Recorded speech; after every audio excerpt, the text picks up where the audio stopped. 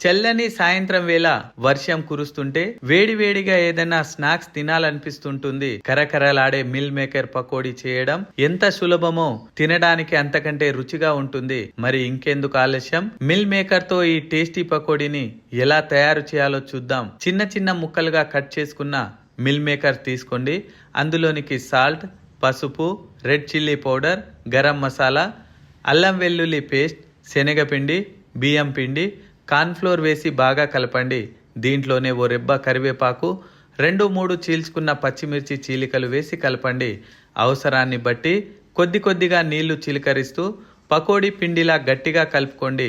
పిండి మరీ పలుచగా కాకుండా మరీ గట్టిగా కాకుండా చూసుకోండి. ఇప్పుడు ఒక కళాయిలో నూనె వేడి చేయండి. నూనె బాగా వేడెక్కాక కలిపి పెట్టుకున్న పిండిని చిన్న చిన్న పకోడీలుగా వేయండి. మంటను మీడియం ఫ్లేమ్లో ఉంచి బంగారు రంగు వచ్చేంత వరకు క్రిస్పీగా అయ్యే వరకు వేయించండి. వేగిన పకోడీలను టిష్యూ పేపర్ ఉన్న ప్లేట్లోనికి తీసుకోండి. అంతే, కరకరలాడే మిల్ మేకర్ పకోడీ రెడీ అయినట్లే. ఈ పకోడీలను టమాటో సాస్ లేదా పుదీనా చట్నీతో తింటే చాలా రుచిగా ఉంటాయి.